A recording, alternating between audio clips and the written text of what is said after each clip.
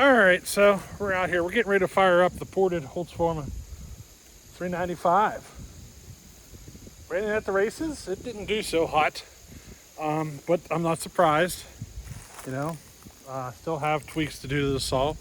It's not 100% yet, and I'm not going to base any decisions off of that race. But moving forward, we got to start moving this thing towards our Solfest setup. So this is going to be my Clone Wars build, a 395 Clone Wars build for Solfest, and it's also my 5 cube race build. Or 6 cube, sorry. I think it's a 6 cube. What is it? 4 cube is 65. What is it? 5 cube. What is 5 cube? I can't remember. I think it's a 6 cube class, which is like 90 some cc and up. So I'm trying to remember. I don't remember. That stuff's hard to remember. You know what I mean? But anyway, it's my bigger saw that I'm going to race in the regular classes too.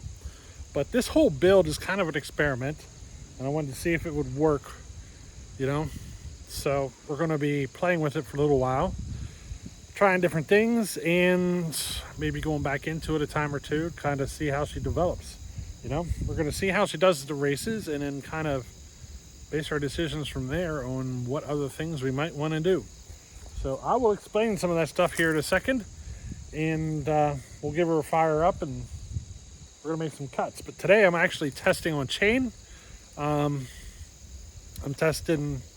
Well, I don't have a chain set up for this saw, for Solfest. It needs to be a round chain, so that's what I'm working on. I got the chain sharpened up. I think the rakers are just a touch deep.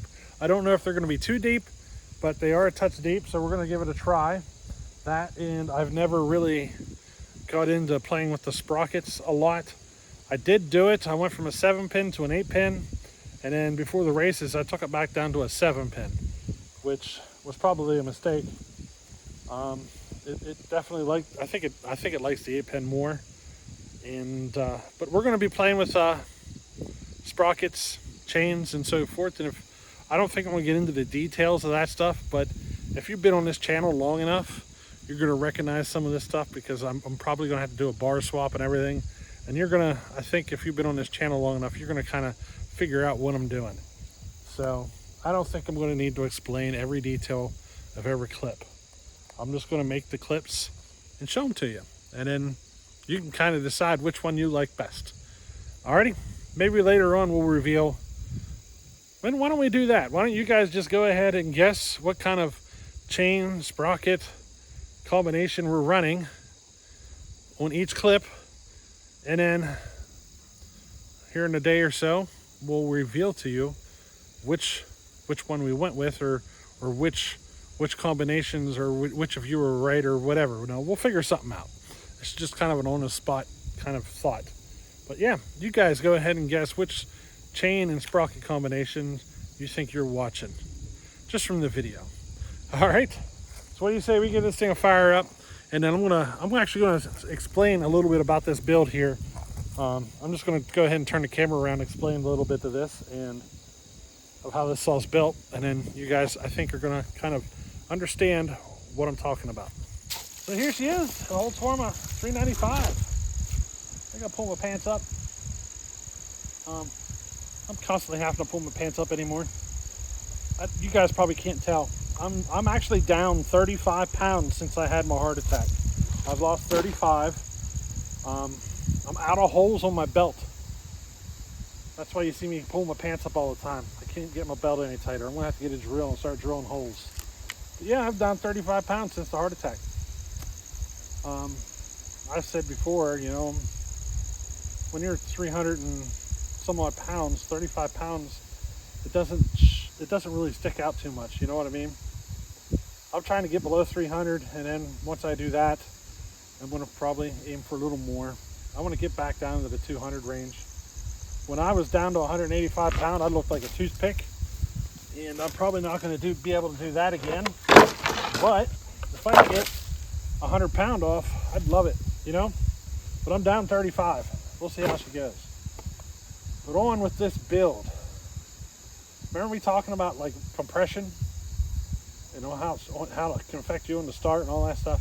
So this one was built to be more of a low compression style build.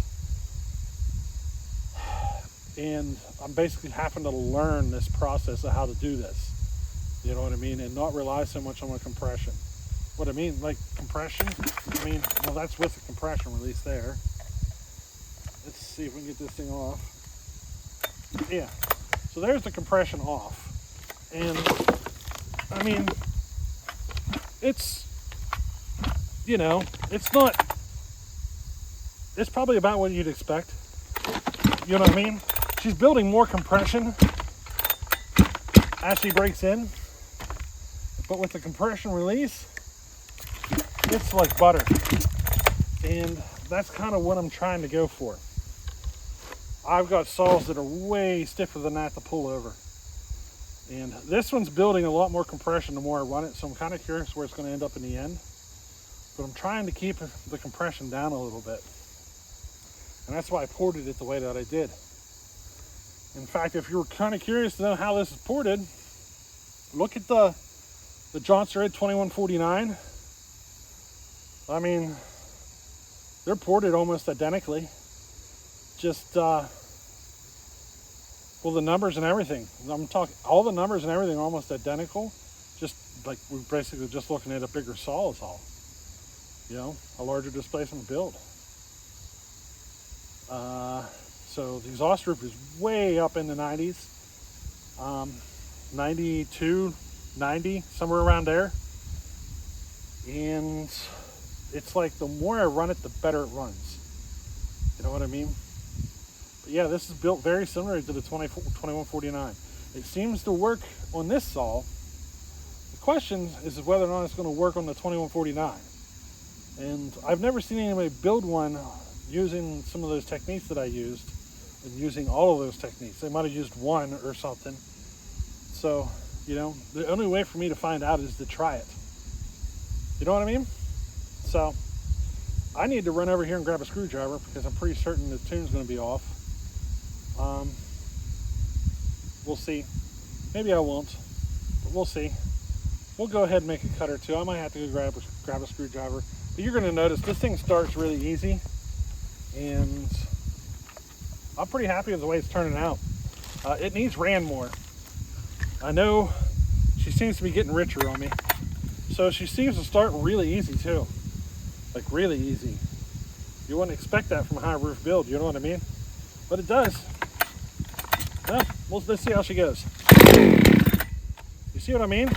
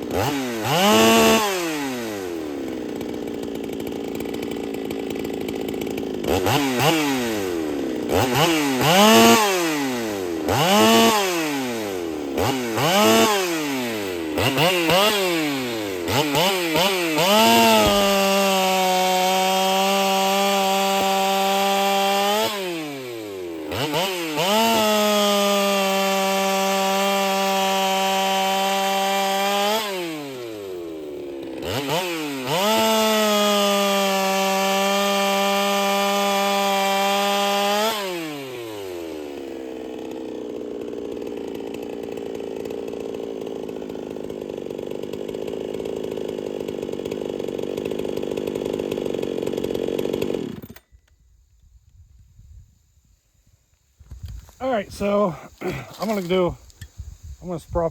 change sprockets real quick. See if you can figure out what sprocket and chain combination that is or whatever. You know what I mean? We're gonna do another swap and probably another one after that. Kind of see how she does. But yeah, and those of you who are wondering,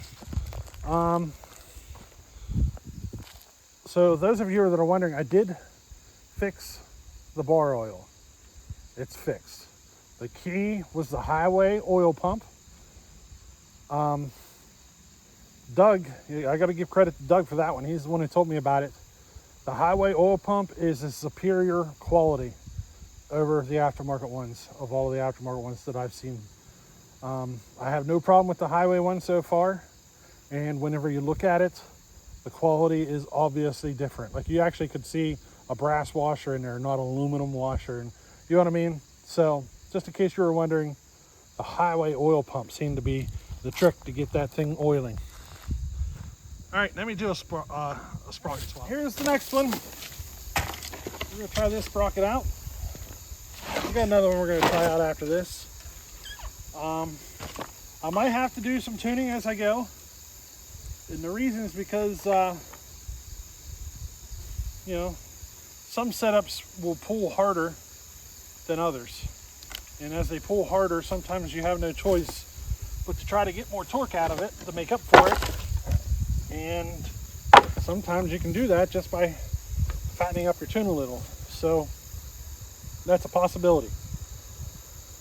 So no promises I don't do any tuning. So whether or not you want to call this an accurate test or not is, you know, it's not a big deal. I'm just kind of getting an idea right now. I'm not trying to make a video saying, hey, which setup's faster, because it changes on every saw. And this is more about finding the sweet spot for this saw. You know what I mean? So let's go.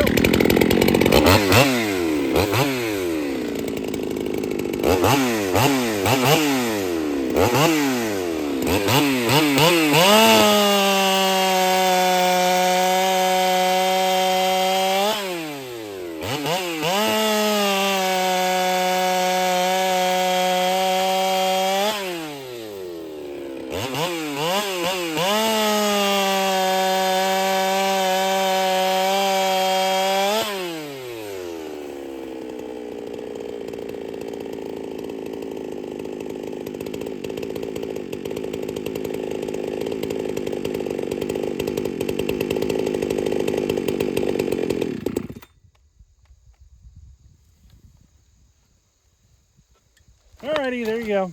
There's that one. And the switch is starting to go bad. I had to fumble with it there to get it shut off with the switch. It's starting to go bad. I'm going to have to get another switch. Let's go for the next setup. This is going to require a different bar on the next one. Drivers are, you know, the driver length and everything for the changes with different setups. You know what I mean? But we need a different bar for the next setup. All right, this is the next one. Yeah, I have to run a different bar with this setup. That's all. It's still the same chain. It's just a different bar. You know what I mean? We're still running the same chain. I just got a different bar on it. And the first one, the tune felt decent on the first one. The second one felt like I might be on the fence of needing to tweak on it. This one might need tweaked on. We'll see. Let's see what happens.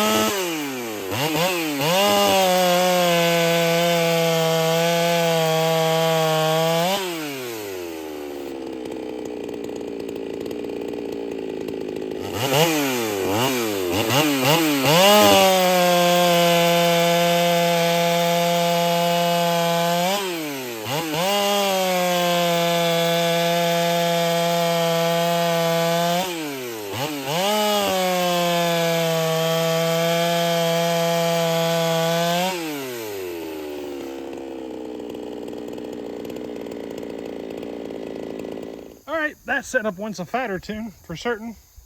Probably a quarter of a turn or more. I'd say a bit of a quarter of a turn fatter on that tune, on that setup. So I like the way the one in the middle felt more, but this one might be better.